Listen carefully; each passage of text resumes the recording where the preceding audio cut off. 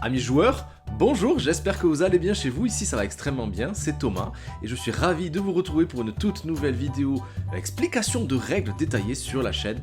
Il était un jeu d'ailleurs, si vous n'êtes pas déjà abonné, je vous invite peut-être à aller vous abonner, à cliquer aussi sur la cloche peut-être pour être averti des toutes prochaines vidéos que je vais vous présenter. Il y a du lourd qui va arriver, notamment avec notre récapitulatif des derniers jeux, des jeux qui vont arriver d'ici la fin de l'année suite à notre festival de Vichy, version pro. On a pu découvrir quand même pas mal de choses, mais aussi Essen qui arrive très bientôt. Ça va être ma première édition dans ce fabuleux festival, le plus célèbre, même le plus...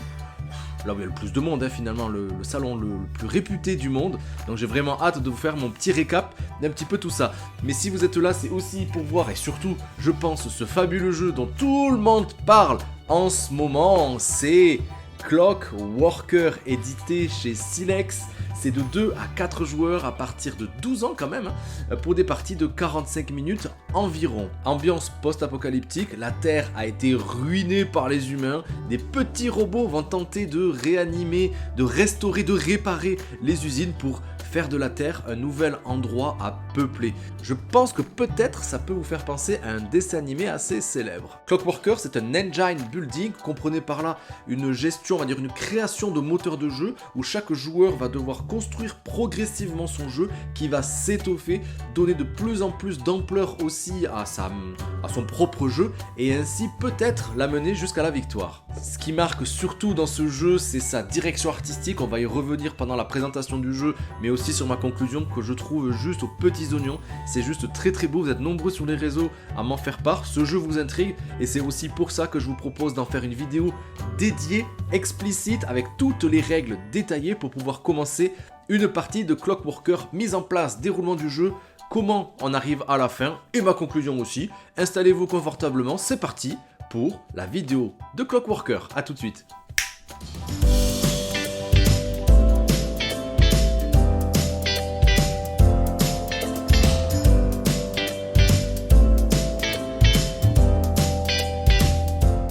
Bienvenue les amis dans Clockworker. Nous sommes en l'an 2000. On sait pas trop, XX, la Terre a été dévastée par la civilisation scientifique qui est qui a été ultra développée par les humains. Les ressources ayant été épuisées, la Terre n'est plus du tout un environnement propice à la vie. L'humanité est partie à la recherche d'une nouvelle planète habitable en laissant ces vieux robots à la décharge. Vous voyez, on se retrouve un peu dans l'ambiance de Wall-E de Disney, pour ceux qui connaissent en tout cas. Pourtant, quelques années plus tard, là où la vie ne subsiste plus, quelques-uns de ces robots se sont éveillés, mus par une conscience autonome et ont recommencé à travailler dans les usines abandonnées par les êtres humains. Clockworker est un jeu de construction dit de tableaux composés de cartes. En fait, c'est ce qu'on appelle un engine building. Il va falloir charger nos robots de faire fonctionner les usines abandonnées qu'on va pouvoir récupérer, mais aussi parfois des artefacts aussi, et les villes désertées aussi, pour acquérir les ressources dont on vient de parler. On va utiliser ces ressources pour remettre en marche les inventions humaines petit à petit, et ainsi pouvoir gagner des points de victoire. Le joueur qui aura accumulé le plus de points de victoire, qui mènera donc les robots dans une nouvelle ère, va gagner la partie. Je vous ai proposé ici une mise en place déjà établie parce qu'il y a quand même un sort de champ lexical, une terminologie qu'il va falloir bien comprendre, même si le fonctionnement du jeu, pour ceux qui connaissent un peu les jeux avec une création de moteur de jeu, vont facilement s'y retrouver. Il n'y a rien de vraiment révolutionnaire, mais la terminologie qu'on va utiliser peut être un petit peu spécifique, donc soyez bien attentifs pendant cette mise en place. Et bien déjà, l'ensemble des cartes, des jetons, etc., tout ça, thématiquement, on va appeler ça la casse. Et avant d'aller plus loin, si vous jouez uniquement à 2 joueurs, faites bien attention de n'utiliser que les cartes sur lesquelles figure en bas à droite l'icône avec 2 joueurs. Et il faudra donc remettre l'ensemble des cartes dans la boîte. Cette icône, c'est quelque chose qu'on va pouvoir retrouver par exemple sur cette carte-ci, comme je vous le disais juste en bas à droite. Donc ces cartes-là, à 3 à 4, on pourra les utiliser, mais à 2 joueurs, ce seront uniquement celles-ci qui devront être jouées pendant toute la partie. Qu'est-ce qu'on retrouve donc dans notre casse? On va retrouver ici, toutes les cartes artefacts. Elles sont face visible en faisant des piles avec les cartes qui portent le même nom. Tout en haut, juste ici, ce sont des cartes uniques qui interviendront, on va dire, des sortes d'objectifs de fin de partie. Ici, ce seront des cartes à partir de cette ligne-là, là et là. Ce sont des cartes qui existent en double exemplaire avec des capacités différentes qu'on pourra utiliser soit pour leur capacité immédiate, soit peut-être pour leur capacité permanente et on va voir ça tout à l'heure. On retrouve ensuite les cartes usines que je vous ai proposées une disposition juste ici. On a la pioche que j'ai mélangée préalablement. J'ai pris soin de retirer les cartes de départ qu'on va voir tout à l'heure et j'ai pu disposer donc 5 cartes aléatoirement comme ceci en disposant ces 2 petites tuiles juste en haut. À partir de la 4e position, on a placé, et j'ai placé donc, cette tuile -1 rouage. Ça veut dire que quand on voudra acquérir cette carte-là, si on le souhaite, eh bien on paiera son coût -1. Les rouages, ça va être la sorte de monnaie du jeu. Et cette tuile ici me proposera de récupérer une ressource supplémentaire. C'est la ressource, la première ressource qui sera représentée au-dessus de la carte si j'arrive à payer son coût. On a juste ici les tuiles arrondies, on appelle ça les tuiles archives, on va les empiler face cachée. On va prendre les 5 premières, c'est ce que je vous ai proposé ici. Je les ai déjà disposées, on va prendre les 5 premières tuiles de la pile et les placer face visible. Et ensuite, en partant du haut de la pile, on va compter en fonction du nombre de joueurs un certain nombre de tuiles archives pour placer la tuile fin de partie.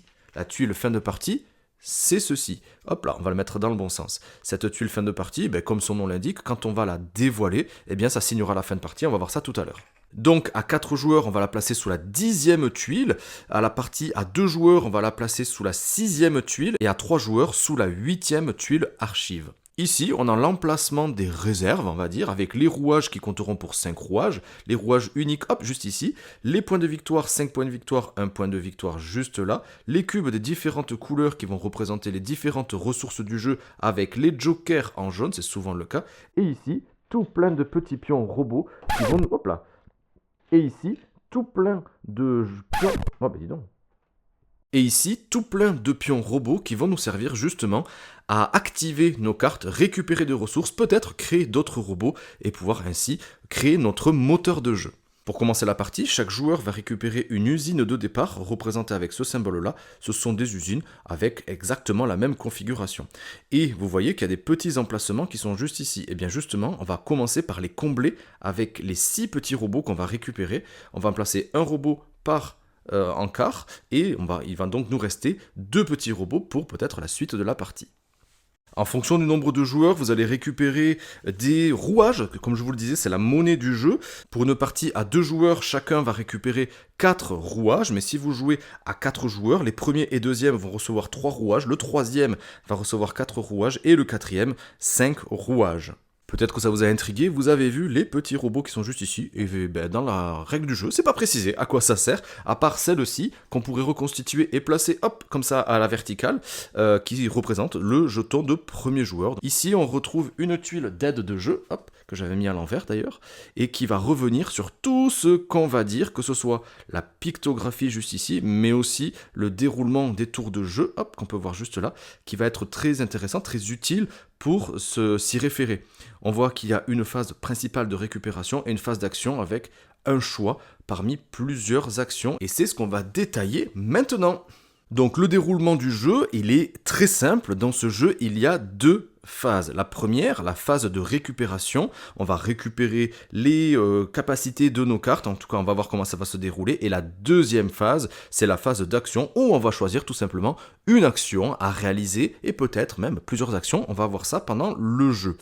Et bien commençons tout simplement par la phase de récupération, et cette phase va s'appliquer à toutes les usines qu'on aurait créées, et donc qui seraient disposées devant nous. En début de partie, je n'ai qu'une usine que j'ai positionnée juste ici, c'était mon usine de départ. Et bien en partant du haut, je vais reprendre le premier robot, le mettre dans ma réserve, hop, comme ceci, et je vais remporter la ressource qu'il y aurait indiquée. Donc ici, ça me représente un rouage, je récupère donc, vous l'avez compris, un rouage. Mais en fonction des cartes qu'on pourra acheter par la suite, on va voir ça dans les actions, eh bien on pourra récupérer plusieurs rouages, on pourra récupérer des ressources, on pourra récupérer aussi des petits robots, et ainsi de suite. C'est ça la création du moteur de jeu.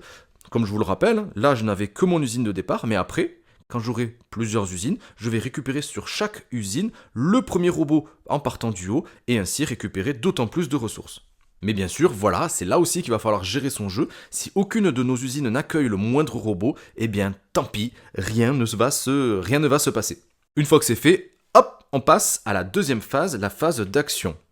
Et la phase d'action va nous demander de choisir et d'effectuer une seule, attention, action, parmi les 6 actions que je vous ai montrées tout à l'heure sur cette petite tuile, et qu'on va récapituler tous ensemble.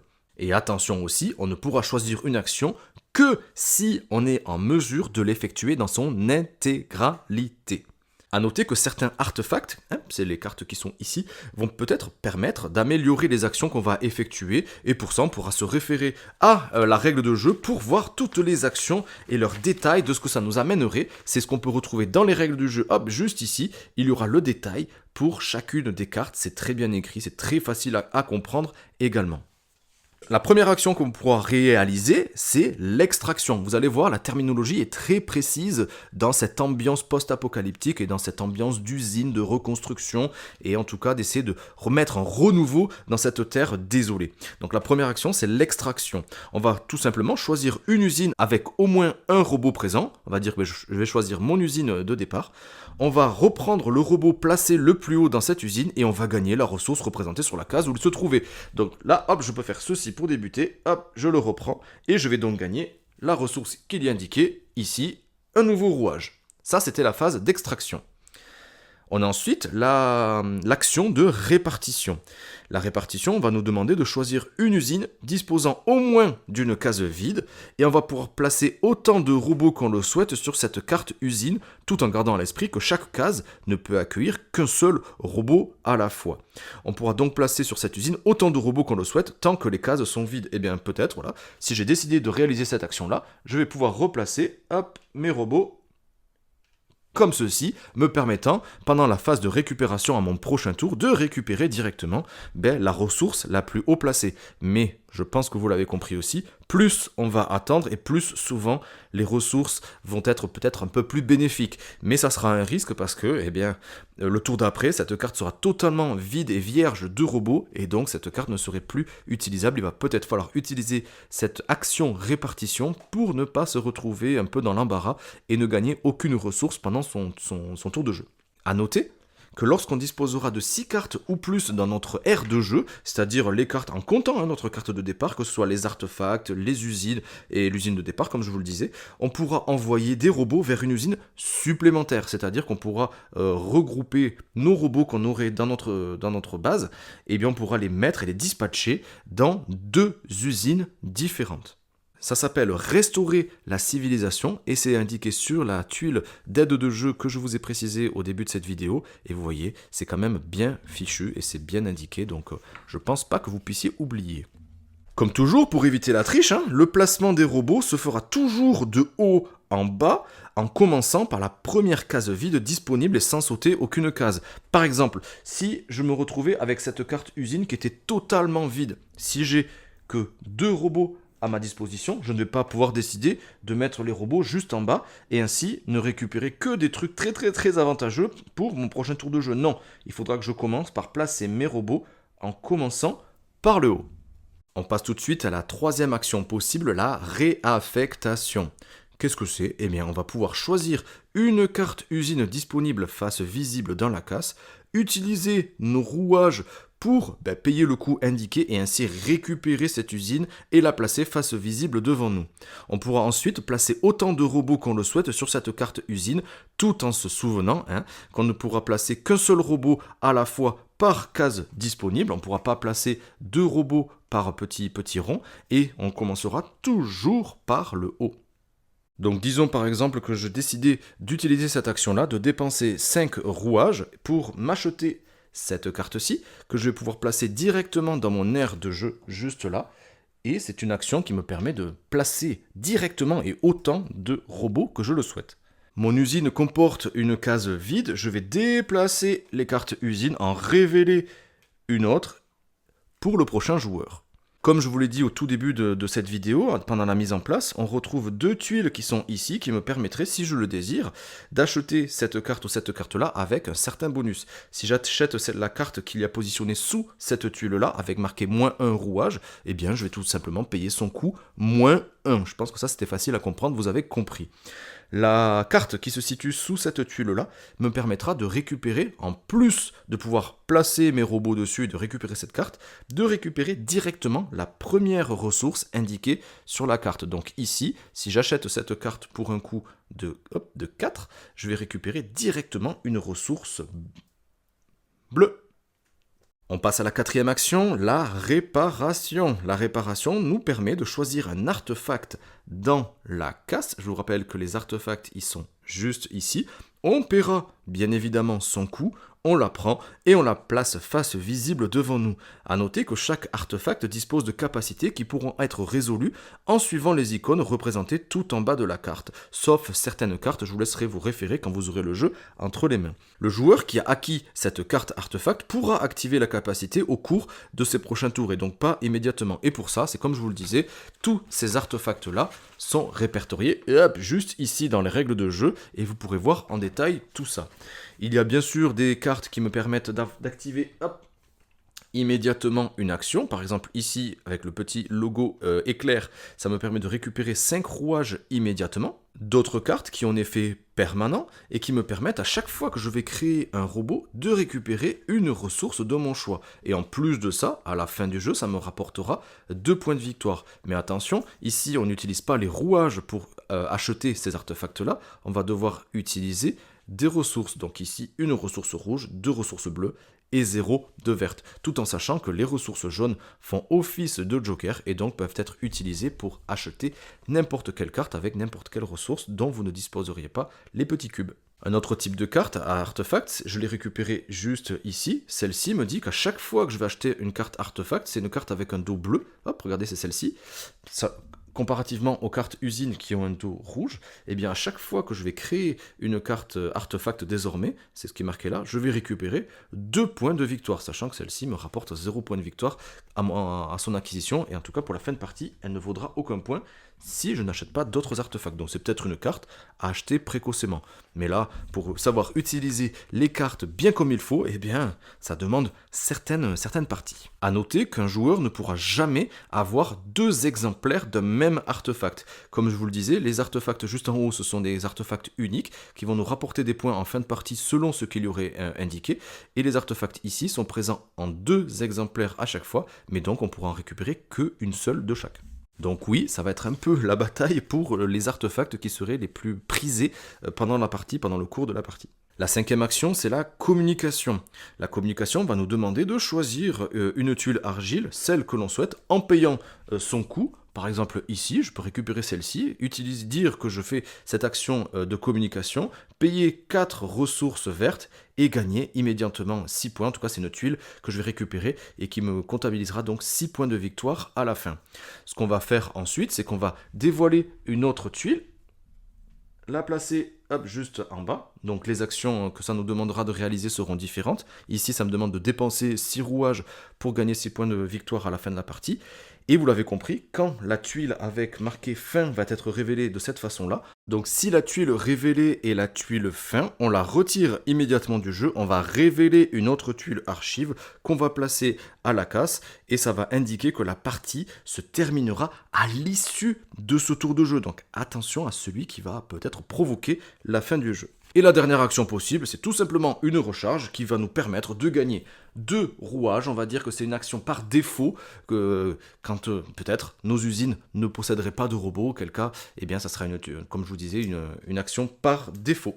Et bien voilà, on a vu l'ensemble des actions. Le jeu va se dérouler chacun son tour, comme ceci, avec une phase de récupération et ensuite le choix de faire une action, avec la possibilité, comme je vous le rappelle, de faire une deuxième action, restaurer la civilisation, si vous décidez de faire l'action de répartition des petits robots sur vos usines que vous aurez créées. Et voilà. Si l'une des conditions de fin de partie est respectée, c'est-à-dire si la tuile fin de partie a été révélée, ou alors, on n'en a pas parlé, si un joueur a acquis 12 cartes au total en comptant son usine de départ qu'il aurait placée donc devant lui, eh bien la partie prend fin, mais tous les joueurs qui n'auraient pas encore joué le même nombre de tours vont pouvoir finir un tour, donc jusqu'au joueur qui aurait le jeton premier joueur devant lui. Il est maintenant temps de calculer ses points et on va additionner tout simplement les points de victoire qu'on aurait accumulés pendant la partie, les points de victoire qu'on aurait sur nos tuiles archives qui rentreront donc en compte, et aussi les points de victoire qui seraient indiqués par les tuiles artefacts. Donc par exemple celle-ci, qui a une condition donc de fin de victoire, qui me dira que je gagnerai 1 point de victoire pour chaque robot que j'aurai. Bien sûr, le point d'interrogation me dit, on ne sait pas trop combien de points de victoire ça va nous donner. C'est peut-être une carte à récupérer à un certain moment, mais ça donnerait aussi une indication aux autres joueurs de la stratégie, en tout cas la ligne directrice que votre jeu veut comporter, tout en sachant que ces cartes avec des objectifs de fin de partie comportent un nombre élevé de ressources à dépenser, chacune dans un domaine différent. Ici, ça sera 6 ressources bleues, celle-ci 6 ressources vertes, ici 6 ressources rouges, et celle-ci 6 ressources, mais 2 de chacune des couleurs. Le joueur qui va totaliser le plus de points de victoire va évidemment remporter la partie. En cas d'égalité entre des joueurs, celui qui va posséder le plus de cartes usines, au maximum de 12, comme je vous disais, remportera la partie. S'il y a toujours égalité entre les joueurs, ces joueurs se partagent la victoire. Donc vous voyez, Clockworker, c'est un jeu de création de moteur de jeu où chacun va peut-être jouer différemment. Il va falloir peut-être garder aussi un œil sur la façon dont ils vont vouloir scorer. Est-ce qu'on va plutôt se focaliser sur des ressources, plutôt sur les robots? Ces robots vont être importants pour créer son jeu, accumuler des ressources, des rouages pour acheter d'autres cartes, des cartes usines, des cartes artefacts, récupérer les artefacts uniques au bon moment. Attention, il n'y en a que 4. Donc voilà, il y a toute une mécanique comme ça, c'est pas révolutionnaire on va dire dans la mécanique de jeu, mais c'est super plaisant. La direction artistique elle est vraiment top de chez top, les cartes elles sont juste magnifiques et la manipulation de ces tout petits robots ça reste un réel plaisir et ceux qui sont fans et qui aiment en tout cas peindre peuvent s'y donner avec joie, c'est très facile à peindre. Donc on se retrouve tout de suite pour ma conclusion. Je pense qu'avec cette explication de règles, vous avez tout ce qu'il faut pour faire une jolie partie de Clockworker. Donc vous avez vu les sensations de jeu, très simple, 2 actions à faire. La première action, on récupère nos ressources en fonction de notre moteur de jeu, en fonction de ce que j'aurais pu construire, du nombre de robots aussi que j'aurais positionné. Peut-être, attention, à pas laisser trop de cartes vides. Donc c'est là que les actions secondaires aussi vont entrer en jeu. La deuxième chose à faire, une action parmi les 6. Là aussi, c'est plutôt facile de s'y référer, notamment grâce à la tuile de jeu qui aide vraiment à ça. Car c'est vrai que si autour de la table, vous parlez uniquement avec le jargon du jeu, la thématique du jeu qui est quand même bien ancrée aussi, des fois on risque de s'y paumer un petit peu. La direction artistique, elle est juste extraordinaire. J'espère que la vidéo aura pu faire honneur aux illustrations de Eustace pour ce magnifique jeu. Ça se démarque bien sûr du reste des jeux. Après, dans la mécanique de jeu, un engine building, c'est quelque chose qu'on a déjà vu. Il n'y a rien de révolutionnaire, je trouve, dans ça. Mais c'est vrai que pour peut-être une première approche, ou en tout cas si vous aimez ce genre de jeu, ce jeu va quand même bien se démarquer. Notamment grâce à l'utilisation des petits robots pour amener cette gestion de ressources dans le jeu. Je trouve ça plutôt malin. On va pas pouvoir utiliser à chaque fois, à chaque tour, la gestion de ressources, la ressource qui ne va pas arriver à chacun des tours, mais uniquement si on a pensé à peaufiner notre stratégie pour que les meilleurs robots soient au meilleur endroit et peut-être faire un coup extraordinaire qui va faire avancer le jeu et peut-être même déclencher la fin de la partie. Donc c'est vrai que ça, c'est plutôt original quand même, mais sinon on s'y retrouve. Si vous êtes amateur de ce genre de jeu, ou pas du tout, si vous voulez découvrir cette mécanique de jeu là, franchement c'est une bonne entrée en matière. Donc oui, c'est très familial, mais pour les amateurs de jeux comme moi qui aiment aussi les beaux jeux, bien sûr, mais aussi les beaux jeux, franchement, je peux que vous dire de vous laisser tenter, ça sort prochainement en boutique. Voilà les amis, j'espère que cette vidéo vous aura plu sur Clockworker. Si c'est le cas, les pouces, les commentaires, on partage cette vidéo avec le plus grand nombre, ça me fera extrêmement plaisir. Et comme je vous ai dit en début de cette vidéo, si vous n'êtes pas abonné, n'hésitez surtout pas, ça me fait plaisir. Et n'hésitez pas aussi à cliquer sur la petite cloche pour être au courant des toutes dernières vidéos que je vous propose sur la chaîne. Et je vous laisse, hop, on se décale avec le catalogue de vidéos qui est juste ici pour profiter des dernières vidéos que je vous ai proposées sur la chaîne. Et sur ce, moi je vous dis à très vite sur Il était un jeu. Ciao les amis!